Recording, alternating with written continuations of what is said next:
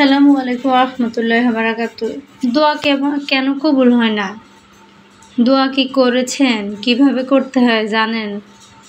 না, জানেন না, চেষ্টাও করেননি। আল্লাহর কাছে চাইলে আল্লাহ তাআলা আল্লাহর বান্দাকে কখনো ফেরান না। সব সময় আল্লাহর কাছে চাইতে হবে।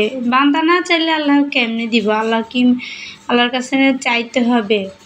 আল্লাহ তাআলা দেওয়ার জন্য প্রস্তুত। সে যতই গুনাহগার বান্দা হোক, আল্লাহর কাছে চাইতে পারলে আল্লাহর কাছে কোনো কিছুর অভাব নাই। কেন?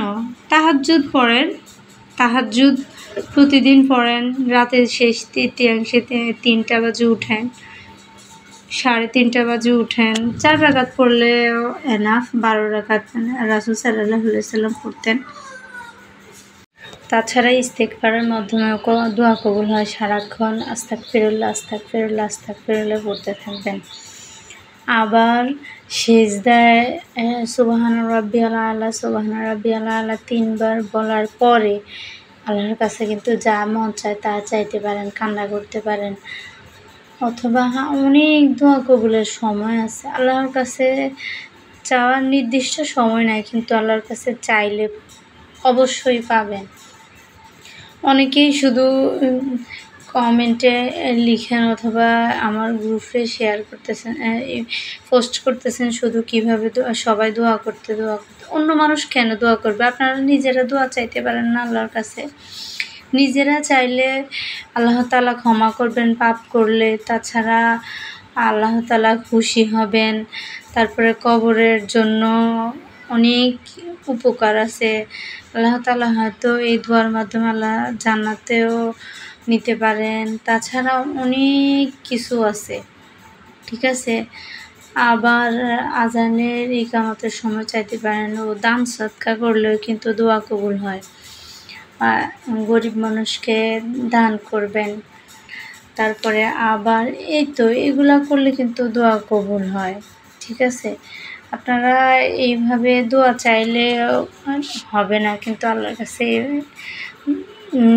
কোনো কিছুর ইয়েতে চাইতে হবে। 5 ওয়াক্ত নামাজ পড়তে হবে, মিথ্যা কথা বলা যাবে না, ওগলখুরি সগলখুরি করা যাবে না। তারপরে অন্যের গীবত গাওয়া যাবে না।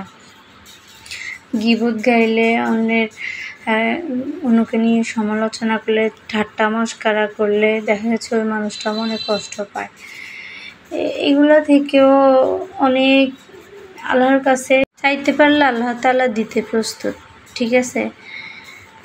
তাই আল্লাহ হাফেজ, সবাই ভালো থাকবেন। আর আমার যদি ভিডিওটা ভালো লাগে লাইক কমেন্ট শেয়ার করে পাশে থাকবেন। পরবর্তীতে আরও কিছু জানতে পাশে থাকবেন। নফল নামাজ পড়া যাবে, হাজতের নামাজ, কাজা হাজতের নামাজ 2 রাকাত এশার পরে পড়লেও আল্লাহ তাআলা দোয়া কবুল করেন। তারপরে বেশি বেশি নফল নামাজ ইবাদত করতে হবে।